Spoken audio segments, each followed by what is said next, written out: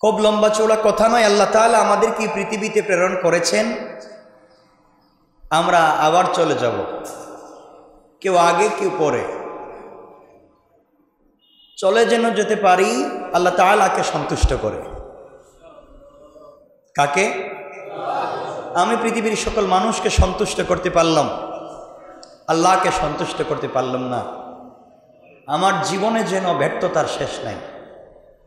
আমি আল্লাহকে সন্তুষ্ট করতে পেরেছি, পুরা দুনিয়ার মানুষ যদি আমার উপর সন্তুষ্ট হয়ে যায়, দুনিয়া মিলে যদি আমাকে গালিয়ে দেয়, আল্লাহ যদি আমার উপরে সন্তুষ্ট হয়ে যায়, আমি দুনিয়াও পেয়েছি, আখিরাতও পেয়েছি।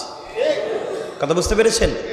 এজন্য আমাদের জিন্দেগির পণ আর প্রতিজ্ঞা হবে দুনিয়ার মানুষকে সন্তুষ্ট করা নয়, এমন কাজ করে যেতে হবে যে হাজারো হাজারো বৎসর যেন এই দুনিয়ার বনি আদম এবং ফেরেশতারা আমাদের জন্য দোয়া করতে থাকে। ইনশাআল্লাহ বলেন ইনশাআল্লাহ। আমি যে আয়াত থেকে তেলাওয়াত করেছি, আল্লাহ তাআলা বলেছেন ইয়া আইয়ুহান নাসুত্তাকু রাব্বাকুম।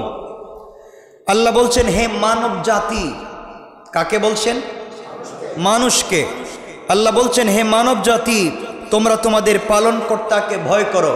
ইয়া আইয়ুহান নাসুত্তাকু রাব্বাকুম, তোমরা তোমাদের পালনকর্তাকে ভয় করো। কাকে ভয় করো? কাকে? কাকে? আমাদের পালনকর্তা, আমাদের সৃষ্টিকর্তা, আমাদের রিজিক দাতা কে? সকলে বলেন কে? আমাদের ইজ্জতের মালিক কে? আল্লাহ যদি কাউকে ইজ্জত দিতে চায়, আল্লাহ যদি কাউকে সম্মান দিতে চায়, আপনি আমি হাজারো চেষ্টা করে তার ইজ্জত নষ্ট করবার কোনো সুযোগ নাই। আজ হয়তো আমি তাকে বেইজ্জত করছি, আগামীকালকে সন্ধ্যায় দিনে যে কোনো এক টাইমে আল্লাহ তাআলা তাকে প্রস্ফুটিত করে গোটা জাতির সামনে সম্মানিত করে ফেলতে পারেন। কথা কি বুঝতে পেরেছেন? এর জন্য মনে রাখবেন, আমাকে আপনাকে সন্তুষ্ট করতে হবে একজনকে। তিনি কে? দিলে বসায়া দেন, দিলে বসায়া দিনই কথা যে আমাকে একজনকে শুধুমাত্র খুশি রাখতে হবে। এত মানুষকে খুশি রাখবার কেন ব্যর্থ চেষ্টা করছেন? আপনি আপনার স্ত্রীকে খুশি রাখবার চেষ্টা করছেন, আপনি আপনার মা বাপকে খুশি রাখবার চেষ্টা করছেন, আপনি আপনার সন্তানদেরকে সন্তুষ্ট রাখবার চেষ্টা করছেন, আপনি আপনার গ্রামকে, প্রতিবেশীকে, সমাজকে, পুরো দেশকে সন্তুষ্ট করবার চেষ্টা করছেন। ব্যর্থ, এই চেষ্টা ব্যর্থ। এ তো হাজারো হাজারো ভিন্ন তরিকার, ভিন্ন কৌশলের, ভিন্ন চিন্তার, ভিন্ন আদর্শের, কত জাতির মতের মানুষকে আপনি খুশি রাখবার চেষ্টা করছেন। দিন শেষে আপনি ব্যর্থ চেষ্টা করলেন। সব বাদ দিয়ে শুধুমাত্র কেবলমাত্র একজন, তিনি কে? আল্লাহকে সন্তুষ্ট করবার যদি চেষ্টা করেন, রাজি খুশি করবার যদি চেষ্টা করেন, রব যদি খুশি হয়ে যায়, আসমান এবং জমিন তার মধ্যখানে যা আছে সব কিছুকে আমাদের উপরে সন্তুষ্ট করে দেওয়ার দায়িত্ব কার? এজন্য এই যুগে অনেক আল্লাহর ওলি আছেন যারা জীবন যৌবন বিসর্জন করে শুধু একজনকে খুশি করতে চেয়েছেন। তিনি কে? সুতরাং আল্লাহ তাআলা বলছেন হে মানব জাতি, তোমরা তোমাদের পালনকর্তাকে ভয় করো। তাহলে আমরা এক কথায় ভয় করব কাকে? না আমাকে, না দুনিয়ার কোনো দায়িত্বশীল বিশাল বড় ক্ষমতার মালিক তাকে? কাকে? আল্লাহকে। এরপর আল্লাহ রব্বুল ইজ্জত ওয়াল জালাল বলছেন ওয়াখশাউ ইয়াওমান লা ইয়াজজি ওয়ালিদুন আন ওয়ালাদি, এবং তোমরা ভয় করো এমন দিনকে। এক নম্বরে ভয় করো আমাকে, এবং এমন দিনকে তোমরা ভয় করো যেই দিন যখন পিতা পুত্রের কোনো কাজে আসবে না এবং পুত্র পিতার কোনো কাজে আসবে না। ওই দিন কোন দিন? সবাই বললেন না? শেষ বিচারের দিন। এই দিন কোন দিন? শেষ বিচারের দিন, যেদিন বিচারকের আসনে বসবেন কে? একমাত্র আল্লাহ তাআলা বসবেন বিচারকের আসনে। ওই দিন আপনার পক্ষে দাঁড়াবার মতো কোনো উকিল থাকবে না, পয়সা দিয়ে আপনার পক্ষে কথা বলাবার মতো লোক পাবেন না। আজকে পয়সা দিলে সাক্ষী দেওয়ার লোক পাবেন, আজকে পয়সা দিলে আপনার পক্ষে কথা বলবার মতো লোক পাবেন।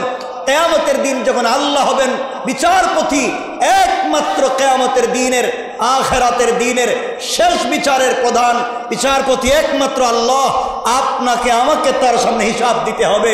ওই দিন তোমার আমার পক্ষে কেউ থাকবে না।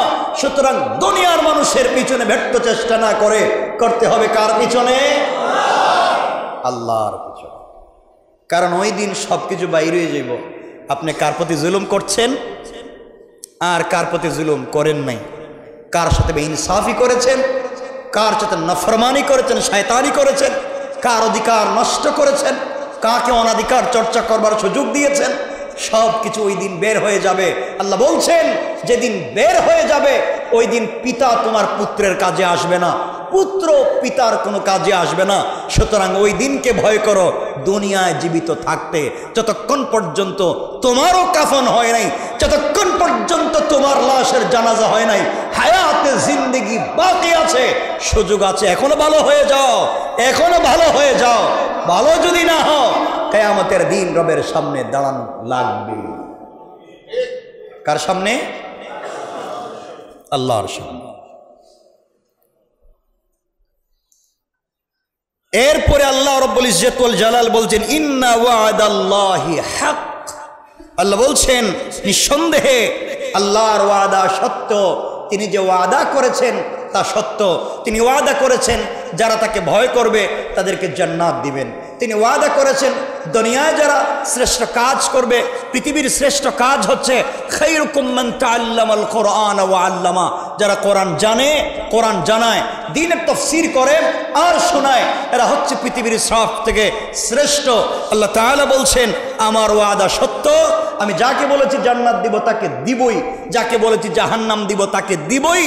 দুনিয়ার জমিনে বেইনসাফি করলে তার হিসাব আমাকে দিতে হবে, তাও সত্য না মিথ্যা? কথা বলেন। আপনারা যদি কারো প্রতি জুলুম করেন, দুনিয়ায় কেউ ধরতে পারলো না, কে আছেন?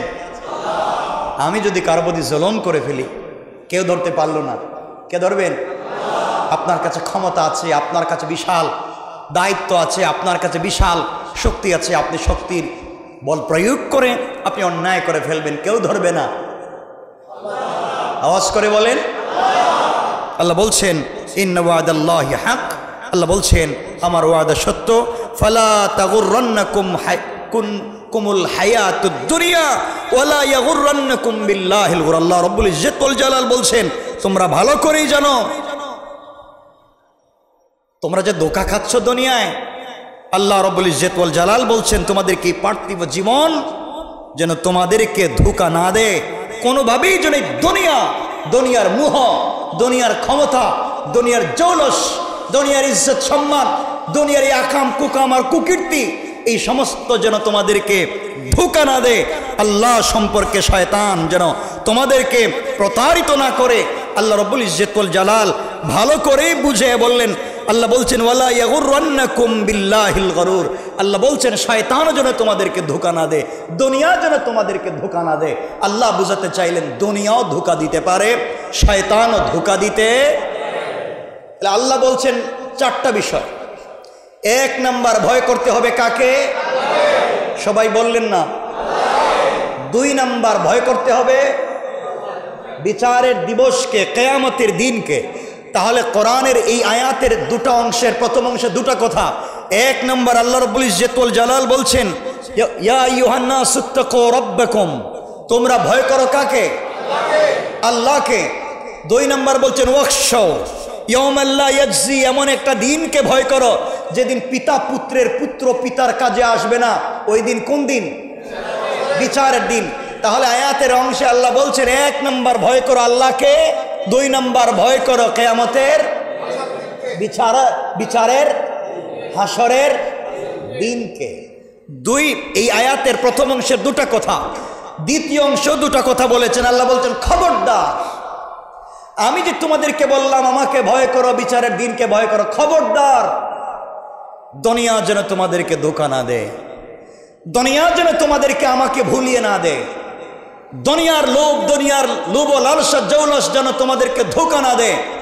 এবং আমি ভয় পাচ্ছি তোমাদেরকে এই শয়তান যেন ধোঁকা না দেয়। আজ আমরা দুনিয়ার ধোঁকায় এবং শয়তানের ধোঁকায় পড়ে আল্লাহকে ভুলে বসে আছি, ঠিক কিনা বলেন?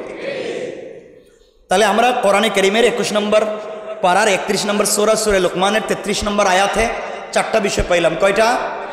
এটা মনে থাকবে তো আপনাদের? কয়টা? 1 নাম্বার, কথা বলেন না। আচ্ছা, আপনাকে একজন 5,000 টাকা দিয়েছে, ধরেন আমাকে দিয়েছে, আমাকে, আপনাদের কথা বললে বা রাগ করতে পারেন, নিজের কথাই বলি। আমাকে দিছে কয় হাজার দিয়া, বলছে আপনাদের একজনের বিরুদ্ধে সাক্ষী দিতে। তা সাক্ষী যদি এখন দেই, আমি দিলাম, টাকার বিনিময়ে সাক্ষী দিলাম, তাহলে আমার ভিতরে যদি আল্লাহর ভয় থাকতো, আমি কাজ, কথা বলেন না কেন? তাহলে এই কাজ যারা করে তাদের ভিতরে আল্লাহর, কথা বলছেন না, ভয়। আমি বড় ভাই, আমার ছোট ছোট ভাই আছে, বাপ মারা গিয়েছে, এদের সম্পত্তি আমি মেরে খাচ্ছি, অথবা আমি বোনদের সম্পত্তি দিচ্ছি না, অথবা আমি পাবলিককে ঠকিয়েছি, অথবা মানুষের সম্পদ অন্যায়ভাবে দখল করে নিচ্ছি আমি। যদি আমার ভিতরে আল্লাহর সামনে জবাবদিহিতার ভয় থাকতো, তাহলে ওই কাজ আমি করতে, তাহলে বোঝা গেল পৃথিবীর সকল অন্যায়ের সমাধান হয়ে যায়, সকল খারাপি থেকে সমাজ সুষ্ঠু সুশৃঙ্খল হয়ে যায় যদি মানুষের ভিতরে দুটো থাকে। 1 নম্বর আল্লাহর ভয়, 2 নম্বর কিয়ামতের দিনের ভয়। কয় জিনিস থাকলে? কয়টা? আল্লাহর ভয় যদি থাকে, আল্লাহ দেখতেছেন, তাহলে আপনি চুরি করতে, জেনা করতে, মিথ্যা কথা বলতে, আমানতের খেয়ানত করতে, কারণ দেখতেছেন কে? ভয় পাবো কাকে? কারণ এই পৃথিবীতে বড় বড় জাতিকে ধ্বংস করেছেন কে? বিশাল ক্ষমতার মালিককে ধ্বংস করেছেন কে? ফেরাউন কি ক্ষমতার মালিক কম ছিল? আনা রব্বুকুমুল আলা, আমি বড় রব। আল্লাহ বলছেন ঠিক আছে, তোমাকে আমি দেখাচ্ছি মজা। আল্লাহ করলেন কি? তারা কাদামাটি খাওয়ালেন, পানির মধ্যে চুবালেন, এরপরে তার লাশটাকে এখন পর্যন্ত অক্ষত রেখে দিলেন, এবং সে বলতে চাইল আমানতু, আল্লাহ আমি ঈমান আনছি। বনি ইসরাইল যে আল্লাহর উপর ঈমান এনেছে, মুসা যে আল্লাহর উপর ঈমান এনেছে, আমি আল্লাহর উপর ঈমান এনেছি, মানে বুঝাইয়া সুন্দর করে বলেছে আমি তোমার উপর ঈমান এনেছি। আল্লাহ বলছেন আল আন, এখন তো আইল ভাঙ্গা পানি ঢুকে গেছে, কথা বললেন না কেন? এখন তো পানি ঢুকে গেছে, এখন আর তওবা করার সুযোগ নাই। বোঝা গেল আল্লাহ ধরে ফেলবার আগে, আল্লাহ আটকায়া ফেলবার আগে তওবা করতে হবে। ইনশাআল্লাহ বললেন না? ইনশাআল্লাহ। সুতরাং দুহাত জোড় করে বলছি, আমরা জীবনে বহুত নাফরমানি করছি, অন্যায় করেছি, অনাচার করেছি, খেয়ানত করেছি, আমরা সময় নষ্ট করেছি, বেইনসাফি করেছি। আমরা আর করব না। আমরা আজকের থেকে ভালো হয়ে যাব। আমরা একমাত্র ভয় করব কাকে? সবাইকে তার তার হক, বাবার হক বাবাকে, আমরা সবাইকে ভালোবাসি। একজন বলে আমি যদি সবাইকে ভালোবাসি তা আমার স্ত্রীকেও ভালোবাসি, আমার মাকেও ভালোবাসি, এটা কেমন কথা হলো? সবাইকে ভালোবাসতে হবে। সবার স্টেজ কিন্তু এক জায়গা না, সবার জায়গা কিন্তু একটা না। স্ত্রীকে স্ত্রীর মতো করে ভালোবাসবেন, মাকে মায়ের মতো করে ভালোবাসবেন, বাপকে বাপের মতো করে, সন্তানকে সন্তানের মতো করে, পরিবারকে পরিবারের মতো করে, যাকে যেভাবে যতটুকুন ভালোবাসবার কথা আমরা ততটুকুন সেভাবেই বাসবো ইনশাআল্লাহ। তাহলে আমরা 1 নাম্বার আল্লাহকে ভয় করব, 2 নাম্বার কিয়ামতের দিনকে ভয় করব, আর ধোঁকা খাবো না 2 জিনিসে। এক জিনিস দুনিয়া, এক জিনিস দুনিয়ার ধোঁকায় পড়ে যায়। 24টা ঘন্টা দুনিয়া নিয়ে চিন্তা করি, আখেরাতের চিন্তা করার আমাদের সময় নেই, আখেরাতকে চিন্তা করার সময় আমাদের থাকে না। আমরা দুনিয়ার গাড়ি বাড়ি মিল ফ্যাক্টরি কলকারখানা, 24টা ঘন্টা শেষ। ঘুম থেকে উঠি দোকানের হিসাব শুরু, ব্যাংকে যাওয়া লাগবে, টাকা জমা দেওয়া লাগবে, টাকা উঠাতে হবে, আমাকে মাল সাপ্লাই করতে হবে, আমাকে এখন ইনপুট এক্সপোর্ট করতে হবে, আমাকে এখন ফ্যাক্টরিতে যেতে হবে, ইন্ডাস্ট্রিতে যেতে হবে। এই চিন্তাই শেষ। কিন্তু চিন্তা চলতে চলতে যদি আল্লাহ আমাকে ধরে ফেলেন, কোনো চিন্তাই করতে দিবেন না। ঠিক আছে তো ইনশাল্লাহ? এর জন্য খুশি রাখতে হবে কাকে? আল্লাহ যদি খুশি থাকেন, দেখেন মুসা আলাইহিস সালামের কাছে আল্লাহ পাঠাইছেন আজরাইল রে, যাও নিয়ে আসো। আল্লাহ খুশি ছিলেন মুসার প্রতি, আজরাইলে থাপ্পড় দিয়েছিলেন, একথা আপনারা জানেন। আল্লাহ বলছেন মুসা এটা করলা কি? আল্লাহ এটা কোনো কথা হইল? কোনো কথা নাই, বার্তা নেই, এসে আমার নিয়ে যেতে চায়। আল্লাহ বলছেন এক কাজ করো, তাহলে আমিও তোমাকে খুব ভালোবাসি, আর ভালোবাসলে কাছে রাখতে চাই। তুমি যদি পৃথিবীতে বেঁচে থাকতে চাও, তাইলে তুমি এই পৃথিবীর সব থেকে দামি একটা বকরির যে পাল আছে, পাল সমান তাদের শরীরে যেই লুম আছে, পশম আছে, এই পরিমাণ হায়াত তোমাকে দেব, তুমি বেঁচে থাকো। তিনি বলছেন, আল্লাহ এরপরে কি হবে? বলে এরপরেও লুম শেষ, পশম শেষ, তোমার জিন্দগির হায়াত শেষ, আশা লাগবে। আল্লাহ শেষ দিন শেষে তো আশাই লাগবে, আশা লাগবে। আল্লাহ এভাবেই ভালোবাসতে চান। আমরা সামনের দিকে কথা বলবো। সুতরাং এই আয়াতে কয় জিনিস পাইলাম? 4।